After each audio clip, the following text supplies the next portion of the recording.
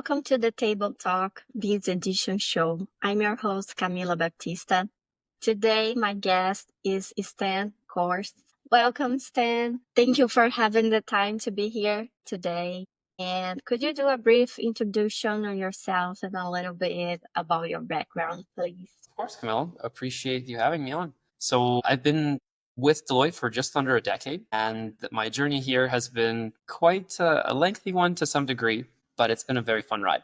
So I started off as an accounting student within Edmonton's Graham McEwen University. And as I was going through that journey and figuring out what I wanted to do from a career perspective, I found out that there's this big four world, and one of those big four companies obviously being Deloitte. And finding out that they primarily focus on the accounting and auditing world. So as I finished up my education, I moved into that process of going through the interviews and everything else, and eventually got lucky and started on with our audit team. So that was probably in 2016, I believe, is when I first started. And since then, I've had an opportunity to work through our audit teams, as well as transition over the last 5 or so years into our AI and data team. So moving from primarily internal audits, different types of SOX and compliance work, and now more into AI governance, data visualization, automation, and then most recently into the AI and GenAI field. Yeah, this is really fascinating career evolution. And from CPA to leading AI implementation at Deloitte, can you walk us through that transformation and what sparked your interest in AI and automation? Of course. So when I first started, it was a lot of very standardized and well-defined processes.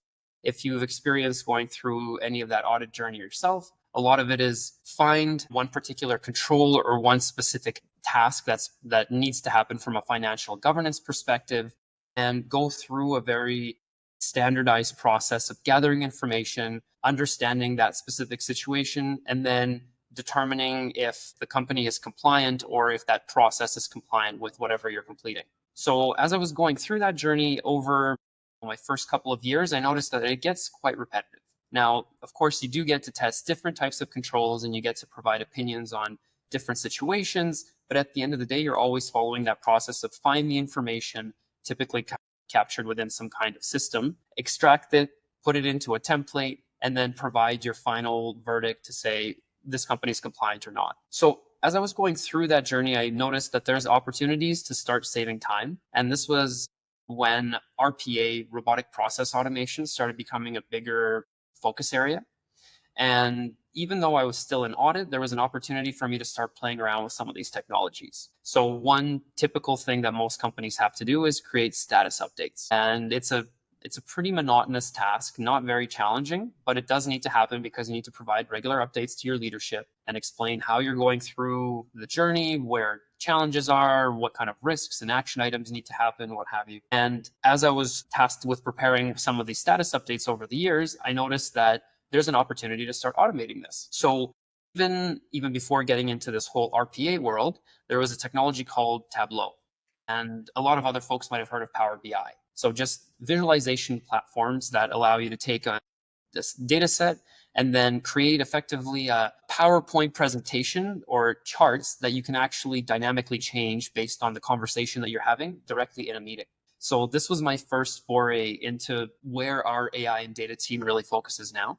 And it gave me an opportunity to understand, well, just because you have a process that needs to be done on a regular basis doesn't mean that you have to do it the same way that it's been done for the last 10, 20, however many years. And as I started playing around with more of these different solutions and technologies that started coming up, there was an opportunity for me to effectively raise my hand as Deloitte developed a new team called, back in the day it was called Omnia, but effectively the AI and data team. And as the firm was trying to figure out how do we combine and put the right folks together to make sure that we're effective in this new industry, or I guess new area, our leadership team went around and asked a lot of the consultant type folks. And even though this was an audit role, there was still a lot of advice that we're providing, and effectively gave me a chance to raise my hand and join that team. And then since then, I had an opportunity to, as I mentioned, start off in that data governance world, and then eventually move more into the stuff that I'm very passionate about, which is AI and effectively Gen AI at this point.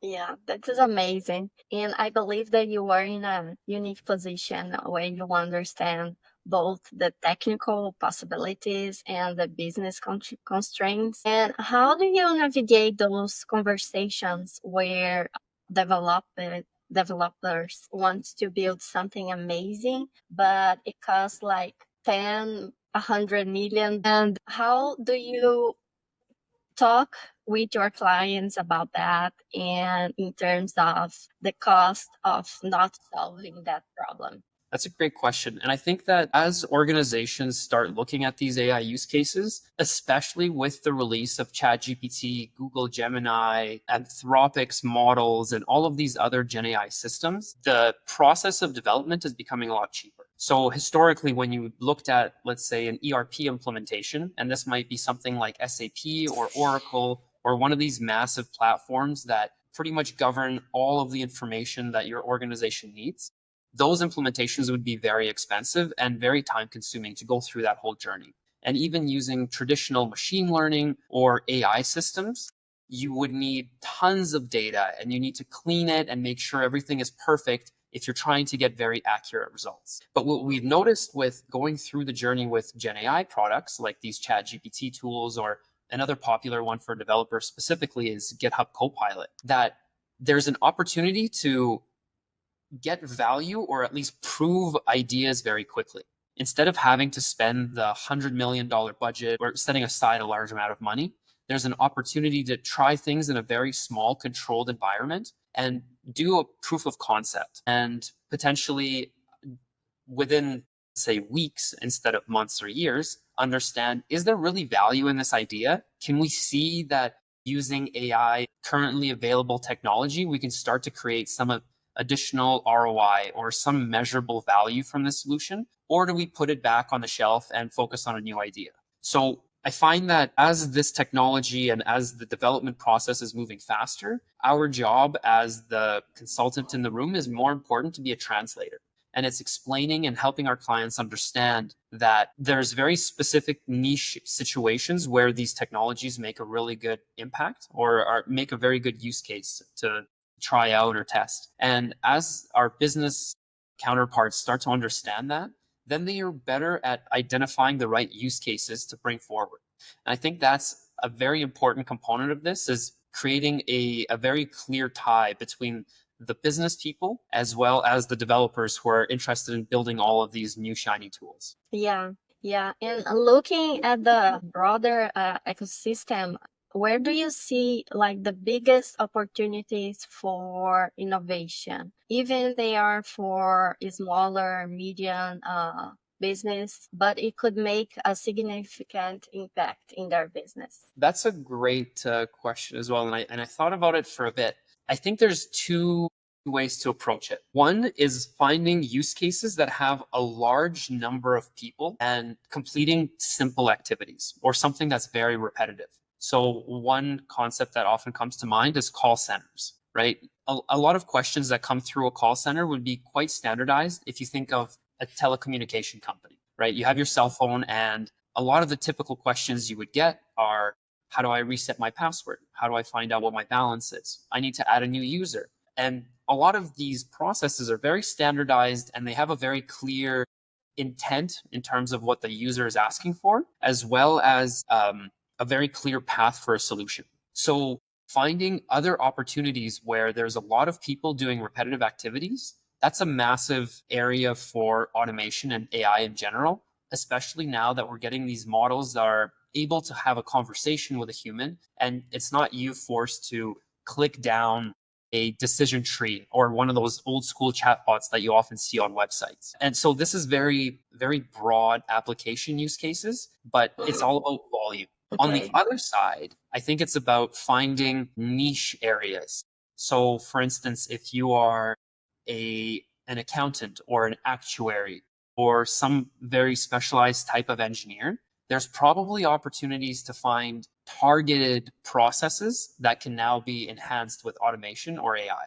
And in those areas, it might be either developing a full platform and having, let's say, Shopify, right? Like they developed a platform to help people with taking care of payments. And now if you expand that out to the other corporate functions like law, finance, governance, then you're going to find, okay, well, maybe there's a specific tool or a niche platform we can build for regulatory compliance. So I think that finding the business pain points is going to be the most important part because, again, the development is becoming so much easier. Focusing on what's the impact and what's the value that I'm creating for a business user is going to be a critical component in that. Yeah. And from the like your advantage point at Deloitte, what is the current state of AI adoption across industry? You are mentioned to me before that banking is leading and government is falling. What do you think is driving that part better? Yeah, I think a few fold. So personally, I don't spend a lot of time in the finance sector myself, but I do see that as I'm watching LinkedIn articles or new information coming out, there's always something happening in the finance space. I know recently, I don't know, I don't remember exactly what it was, but TD Bank within Canada just released a new AI system or platform that's focused on making better use of the available data and helping Okay. customers go through typical transaction processes. So I think there's a natural incentive when it comes to the finance industry, and they have a lot of data available. And typically, because it's so heavily regulated, they're also going to have better standardized information just because the law requires them to have a lot of that information properly captured and very accurate. So then, whenever you're using that information, you're going to have a lot better results if you're trying to use it for training or if you're trying to use it to gain some kind of insights from the patterns that you're seeing. And if you take all of those concepts of financial incentive, regulation requirements, and data availability, government becomes another natural fit, right? Governments Yeah. have to be organized in terms of information. And this has been a constant area that they've been focused on. And at the same time, even though there's no financial incentive from a government perspective, there is a very loud call to action, I would say probably across all government bodies, to do more with less. We know that there's more citizens across the world, and government isn't able to keep hiring more and more people because it's expensive, right? And you have to balance taxation with results. Now, if you start thinking about these AI systems and you're able to get rid of the low hanging fruit, thinking back to the call center, if you're able to get rid of commonly asked questions so that your experts can focus on more challenging questions, you're freeing up more of their time. And I think Yeah. that's where a lot of this drive for efficiency, potentially for transparency, and more standardized information, all of that will lead to a better citizen experience. And Yeah. naturally, I think that's something that government's very interested in. Yeah, yeah. I believe not just the government, I believe the whole industry as well. But let's dig into the government space where you have like some fascinating projects there, right? Tell me a little bit about your social worker AI assistant project. That sounds like incredible, impactful. And can you walk us through how do you identify that use? And how was the development process? And Of what the course. struggles that you have to make this project happen? Yeah, definitely. So we were working with one of the government bodies that we have within Canada. And one of the typical areas where there's always need for more people is social workers. Just in general, it's a very complicated process and it takes a lot of effort to ensure that you're doing the right thing for either families, children, or anyone involved in that journey. So funny enough, when we first got involved in this particular situation, it was more of, hey, you know what? We have some budget left over from the fiscal year end, and we're trying to understand where could we potentially look at leveraging technology to make our lives easier. So we came to this government body and effectively we just started having a conversation with them. And I think that's something that's very important for any organization to understand is that even when you bring in expert consultants, the consultants will have some understanding of your business, but no one will know your business better than the people that work there. And finding that sweet spot of understanding your business and understanding the potential of technology is where you're going to find the magic. And you're going to be able to identify use cases that'll be not only practical, but also have a huge impact. So as we started having these conversations, we understood the social worker process better and better. And we realized that a lot of time is spent, let's say, across two areas. One is actually interacting with these families and children and trying to understand what are they dealing with, what are the current struggles or pain points, and how to capture all of that information. But then the other area is finding applicable policies and actually getting help from a regulation or from the laws that are available. There's so much policy documentation, regardless of what province, state, or government body you look at, there's tons of policy that you have to read. So the next natural question that we had for these folks was, okay, well, how do people actually look through this information at the moment? And I believe this is probably a fair statement for most government, just because it's such a new technology. Our proposed solution was that most government bodies will use some version of a Google search, right? It'll be based on their internal set of documents, but effectively, you're trying to type in keywords to find what policies will apply. And then as you get better at your job, you're going to have more information and you're going to be more efficient at finding the policies. But that's just based on the fact that you've been there for a long time and you've seen more scenarios. You're still going to, if you start at a new area or you start working with a new department, you're going to have to go through that learning process again and leverage that old school searching platform. And this is where we identified an opportunity. A lot of folks, hopefully your listeners, have heard of ChatGPT or played with it so far. And you can tell the difference between doing an old school Google search versus using ChatGPT or Google Gemini, one of their new tools. Yeah. Or even when you use Google search today, there's now an AI generated kind of summary that comes up at the very top of your search to try and help you get the information you're looking for. And the obvious question for us was, well, could we build something like this for these social workers so that instead of them having to worry about finding the right key phrases or words to find the applicable policy, they can just write out the scenario in natural language and have this solution try and figure out which policies would apply.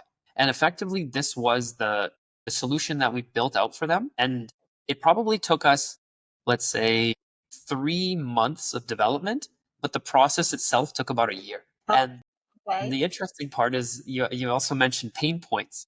And I don't know if it's specifically pain points, but the realization that the most difficult part of development is going through the approval process, making sure people understand how the solution works, that the right approvers or the right risk, legal, privacy councils have had an opportunity to understand it and provide their opinions on what potential concerns might come up. How do we handle any issues?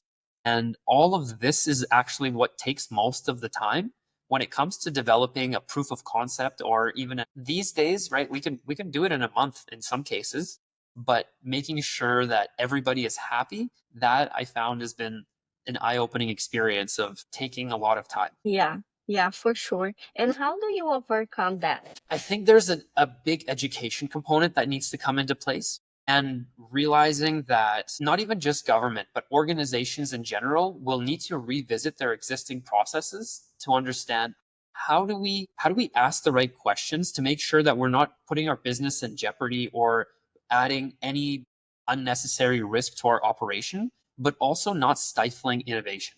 And honestly, it's a really hard balance to strike, and it's going to take multiple attempts depending on the type of organization, depending on their risk appetite. If you're a government body, you probably have less room for error, right? You're always in the spotlight. Myself as a citizen, I would be upset if my data became available online, or I'm using some kind of system and it's giving me incorrect information and I'm relying on it for safety or for security reasons. But then at the same time, I'm also cognizant of the fact that if these organizations don't make these changes, then there's going to be further bloat. And this goes across the board, right? So Yeah, for sure. slow trial and error and being more nimble and adaptable with how historical processes work. I think that would be the first ways to start. But education is also a critical component, because being afraid of these technologies is only going to limit their potential for one specific company, while the competitors of that organization might already be steps ahead. Yeah. Yeah, I believe that the like the client education is a big part of uh, to make the business and all the implementation work. And what is the most effective way to bridge those knowledge gaps? When we talked at first, you mentioned the peanut butter sandwich problem, and I love that analogy that you made about explaining how to make a peanut butter sandwich to a stranger. Yeah, and how do you work with clients to uncover those hidden assumptions and business rules that people take for granted? For sure. And yeah, for any listeners or viewers that haven't come across this, it was a funny way for I believe it was either a kindergarten teacher or maybe an elementary teacher to explain the fact that we as humans have a lot of inherent assumptions. And that if I say all you need to do is take out some peanut butter and jam and spread it on bread, and combine those two pieces, you're going to have a peanut butter sandwich. There's a lot of assumptions that you need to take the peanut butter out of a container and that you probably need to use cutlery to spread that peanut butter. You need to take the bread out of the bag. So all of these assumptions are to some degree limiting. Let's say they're limiting from a professional perspective or from an expert's perspective. We just assume people understand how this stuff works. But at the same time, I think that because social media and just news cycles in general are so focused on content that's exciting or that's going to be controversial, we hear the term clickbait, that you'll see a few very strong perspectives from one side and then just assume that's the way that systems work, that all of these generative AI solutions will always lie to you, or that they're going to make information up if they don't have a right answer for you. And there are situations where that happens. But I think it's the number one way to bridge that education or assumptions component is just to try this stuff up. A lot of it is available for free. And just getting the basic understanding of how it works is going to make a lot of that fear go away.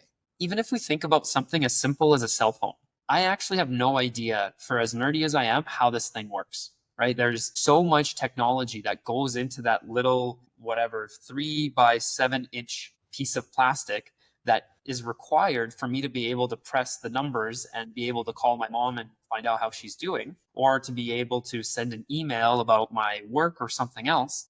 But at the end of the day, what's important for me is to know how the capability works and how can I leverage it for myself.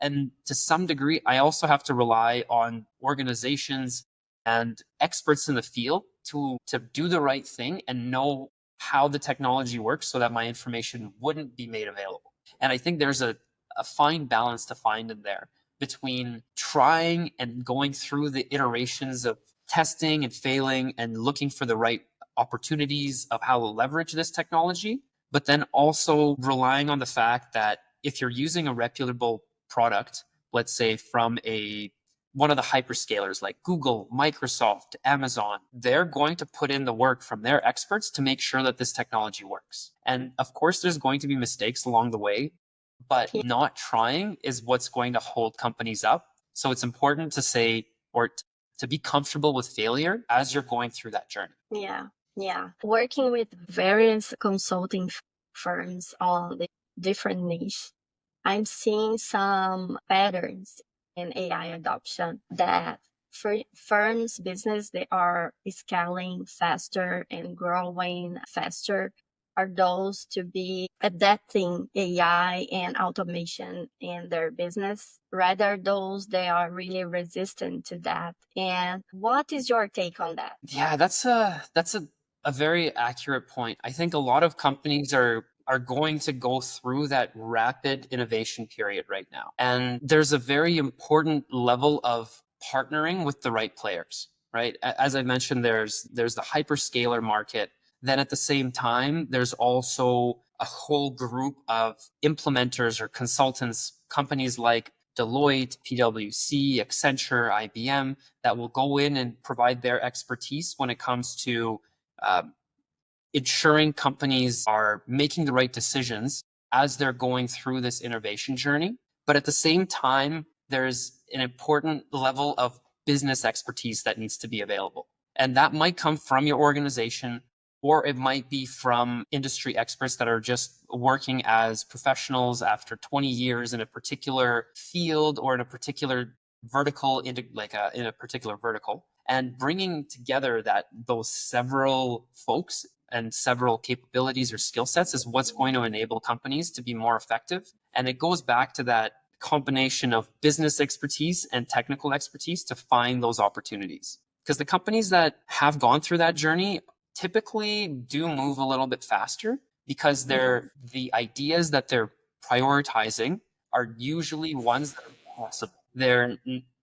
And not only are they possible, but they're also just a lot faster at going through the failure and improvement cycles, and they're a lot more agile in that development journey in general. Yeah. And for our listeners who are considering AI implementation or automation in their organization, what is your top piece of advice? What should they focus first? I think the number one thing after trying out the technology is focusing on the business problems. At the end of the day, AI is not, it's not the end goal, it's a means to an end.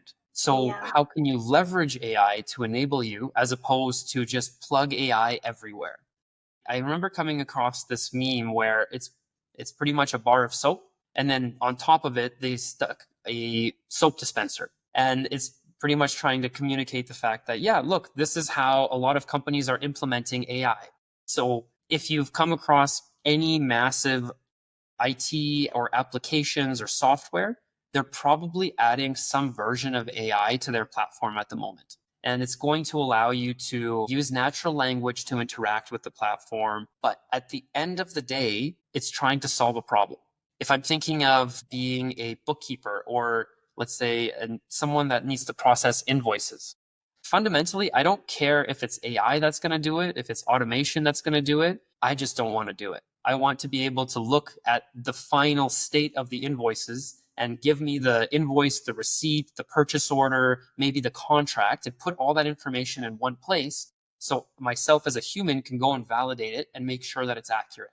And even better is having a system that will go and match all of this at 100% accuracy. And then whenever it finds an error or something doesn't match, that's when I get involved.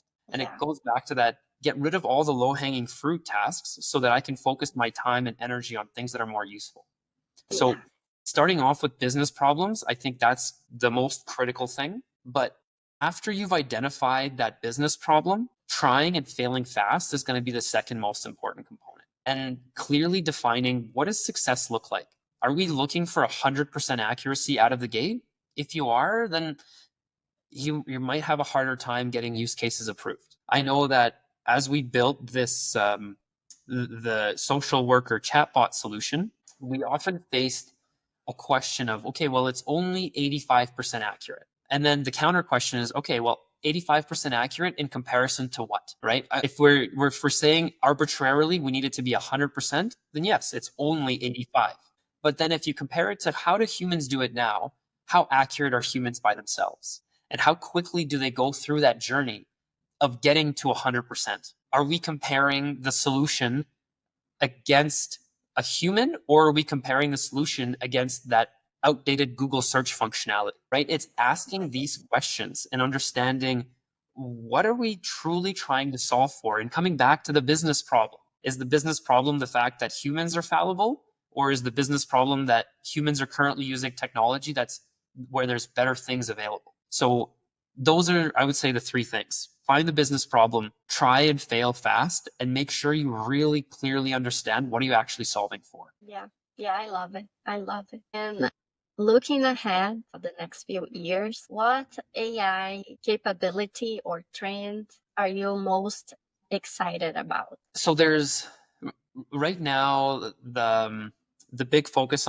is on generative AI. ChatGPT came out in, I want to say, November of 2022, and it took the world over. Right? Everything from writing sitcoms based on Shakespearean language or poems to now we have solutions like VO3 from Google that let you make 8-second shorts about any sort of content. And you have these really lifelike videos. And you might have seen, what's his name? I can't remember the actor's name right now, but there's an actor that eats spaghetti. And that was the big thing that was these models were trying to figure out, and just creating things that look so realistic but are still not. The thing about these generative AI solutions is it's very cool for a human perspective or a very individualized use case. Now, the next two steps, and I think the gentleman that said this was the CEO of NVIDIA, there's a bit of a curve that we're moving through.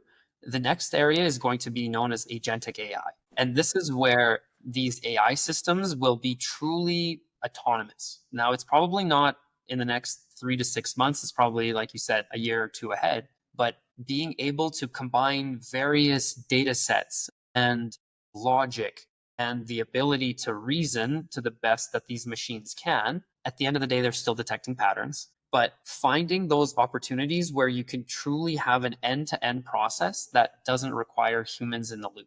I think that'll be really cool to see because humans are a very adaptable species, and we've seen that over our, 5, 10,000 year run so far. We've figured out how to keep ourselves relevant. And there's a lot of fear that's coming out. And of course, people are going to get displaced to some degree, but it's not coming right away. So we have this massive opportunity to train ourselves up on the next iteration of technology. And as we start to get rid of the tasks that realistically humans don't want to be doing in the first place, like matching invoices, it's not probably the most exciting work, but finding out how do you make that whole journey more efficient?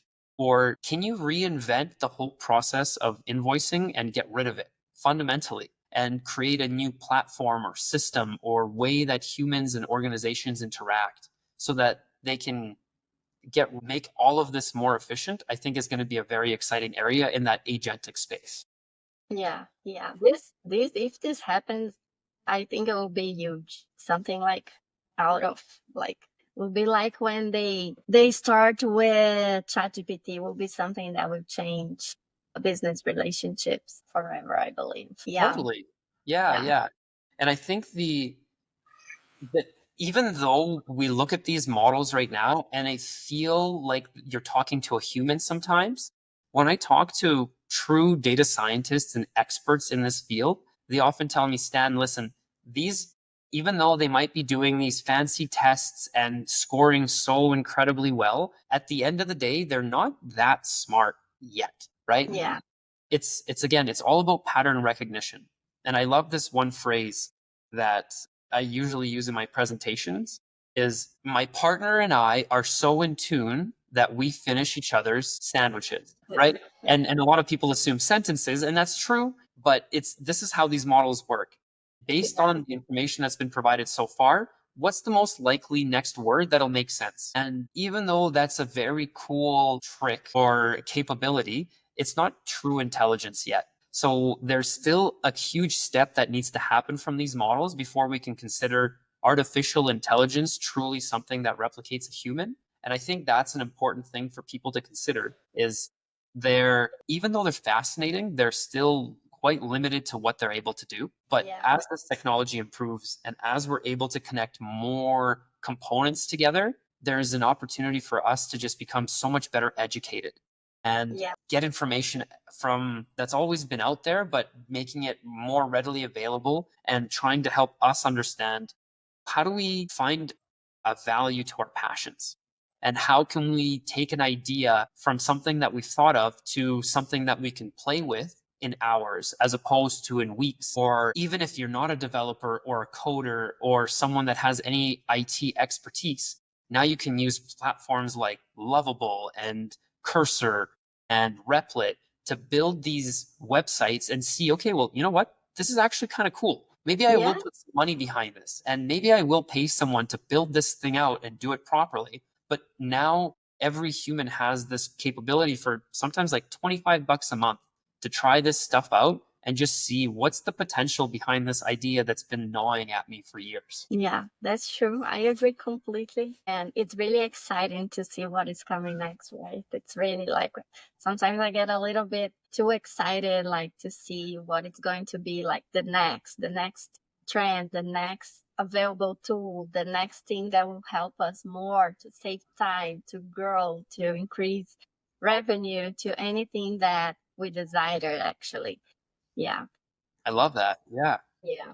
Stan, this was incredible, insightful. Thank you for having the time to be here Of with course. me today again. And where people can learn more about you and where's the best way to reach you if they want to talk to you? I think the easiest is LinkedIn. If you look up my name, you'll find me there. And I'm usually quite active from being able to respond to messages. And aside from that, I'm hoping that these kind of conversations will happen more often going forward. So always happy to provide an opinion and share these random thoughts. Obviously, it's a very fast evolving area. And I feel like often even mid conversation, I feel like something new is coming out in the background that I'm already 3 hours behind on. Yeah, for sure. Thank you so much. Really appreciate the time today, Camilla. It was a lot of fun.